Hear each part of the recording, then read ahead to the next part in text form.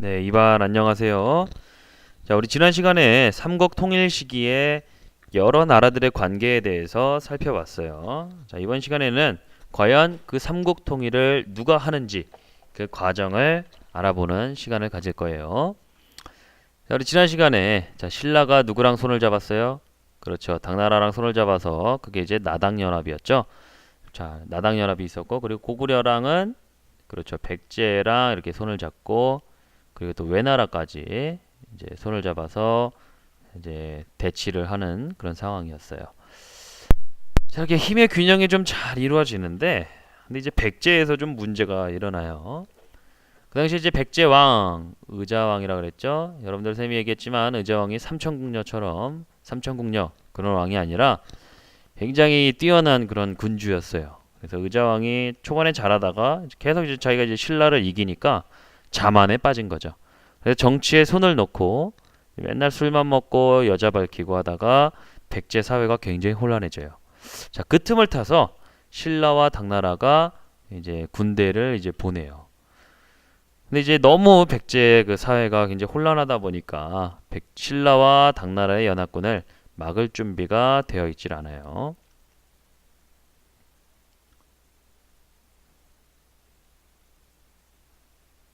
자, 아이고.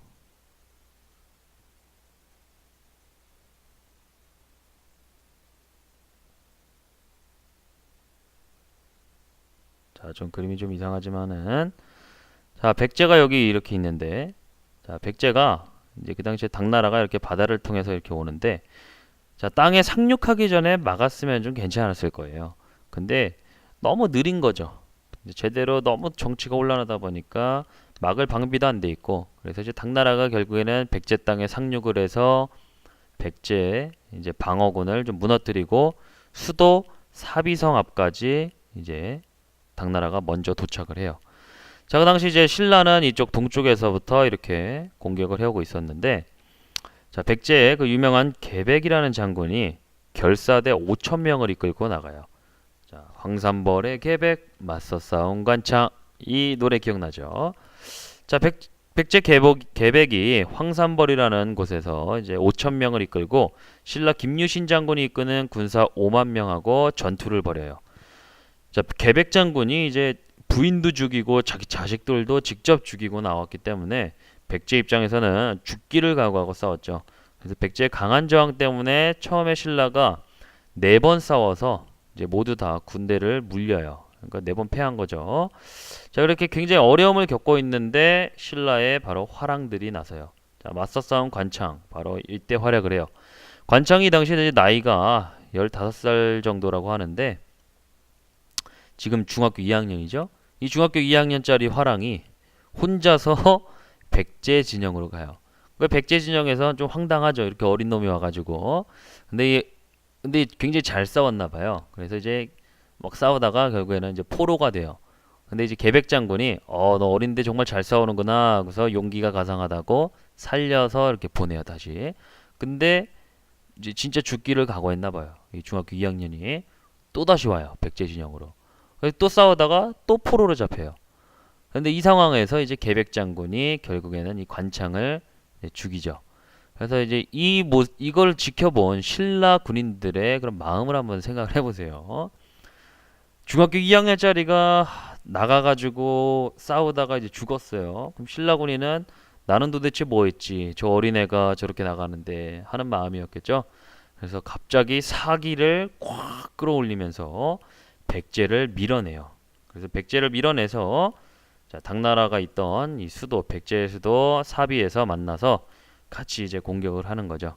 그래서 결국에는 백제가 부여 지금 우리가 수련회 때 가는 그 부여를 빼앗기고 백제가 멸망해요. 그 년도가 660년이에요. 자, 이렇게 신라와 당나라가 백제를 멸망시켰으니까 어느 나라만 남았어요? 그렇죠. 여기 있는 이 고구려만 남았죠. 자, 공격을 했는데 고구려를 공격했는데 고구려가 역시 강한 나라예요. 자, 두 나라가 공격해도 잘 막아요.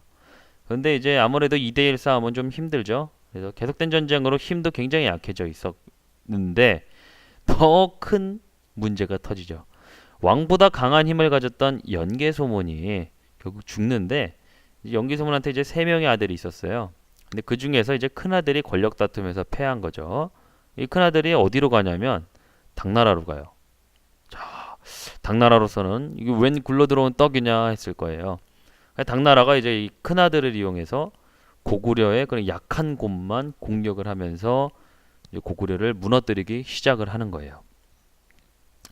그래서 이제 큰아들이 결국에는 당나라의 길잡이가 되어서 고구려를 멸망시키는데 큰 힘이 되었던 거죠. 좀 아이러니하죠. 고구려를 그렇게 지켰던 연개소문이었는데. 자, 아무튼 이렇게 당나라가 이렇게 북쪽에서 이렇게 내려오고 그리고 신라가 남쪽에서 평양성을 공격을 하니 평양성이 아무리 튼튼해도 당해낼 재간이 없죠. 그래서 결국에는 고구려도 신라와 당의 연합군에 의해서 무너지면서 668년에 멸망당하죠. 자, 이렇게 고구려 백제가 결국엔 멸망당했는데, 자, 이 두 나라의 역사가 600년이 넘는 굉장히 긴 역사예요. 가만히 있지는 않았죠. 아무리 멸망당했어도. 그래서 백제와 고구려의 그런 백성들, 이제 이때 사람들 이제 유민이라고 하는데, 유민이 뭐냐면 나라가 망해서 여기저기 떠돌아다니는 무리들을 말해요. 그래서 고구려 백제의 그런 유민들이 나라를 다시 세우기 위해서 부흥운동을 일으키는데 한번 망했다가 이제 일으키려니까 쉽지가 않죠. 그래서 결국엔 힘이 약해지면서 실패를 해요. 자, 이렇게 이제 부흥운동도 마무리되고 신라 입장에서는 이제 통일했나 싶었는데 당나라가 갑자기 한반도를 내가 지배하겠다 그러는 거예요. 그래서 나당연합을 깨트리고 이제 당나라가 대규모 군대를 보내서 신라랑 이제 싸워요. 그래서 먼저 이렇게 육지로 이렇게 군대를 보내는데 신라가 자, 지금 경기도 연천이었던 지금 매서성이라는 데서 당 군대를 물리치고 그리고 지금 적성 파주라는 지금의 파주에서도 당나라 군대를 물리쳐요. 그리고 이제 당나라가 이제 되게 좀 짜증이 났겠죠? 육지로 공격을 했는데 이제 신라한테 졌으니. 자, 그러니까 이제 회심의 일격을 가하려고 수군을 이제 이렇게 보내요. 수군을 보내는데 지금의 충남 서천 기벌포에서도 신라 수군한테 또 진 거죠, 당나라가. 그래서 결국에는 이제는 인정할 수밖에 없겠구나 하고서 신라 여기 한반도에서 군대를 다 물리는 거죠. 그래서 이제 드디어 신라는 당나라까지 무찌르면서 통일을 이뤄내는데 그때 신라의 왕이 바로 문무왕이에요. 문무왕. 그래서 이제 당나라의 군대를 몰아내서 삼국통일을 이룩하는데 그게 바로 676년이에요. 자, 근데 문제가 있었으니 신라가 여러분들 여기가 요하강이에요. 자, 고구려 땅이 이렇게 이제 있었는데 자, 이 땅 그럼 어떻게 됐을까요? 고구려 땅? 네, 이 땅을 다 당나라에게 줄 수밖에 없었죠. 신라는 여기 평양성까지만 차지하고 자, 신라 땅은 여기였어요. 자, 이 땅보다 더 넓었던 이 땅은 이제 여기 있던 이 고구려 땅은 다 당나라가 차지하게 되었죠. 뭔가 좀 아쉽긴 하죠. 자, 하지만 이 당시에 이제 여러분들 문화재도 봤듯이 여러분들 고구려랑 여기 있던 백제랑 신라랑 문화재가 좀 차이가 있었죠. 생김새나 이런 모양들이. 그런데 이제 신라의 삼국통일은 고구려 백제 신라의 사람들을 하나로 모아서 자, 이제 새로운 또 다른 이제 민족 문화가 발전을 하게 되는 기반이 되었다는 점에서 큰 의미가 있다라고 이제 할 수가 있는 거죠. 셈은 물론 좀 아쉽긴 해요. 자, 아무튼 우리가 이렇게 신라가 삼국통일을 한 과정을 살펴봤고 다음 시간에 이제 좀 더 재미있는 활동으로 한번 자세히 한번 살펴봅시다. 자, 강의 듣느라 수고 많았어요.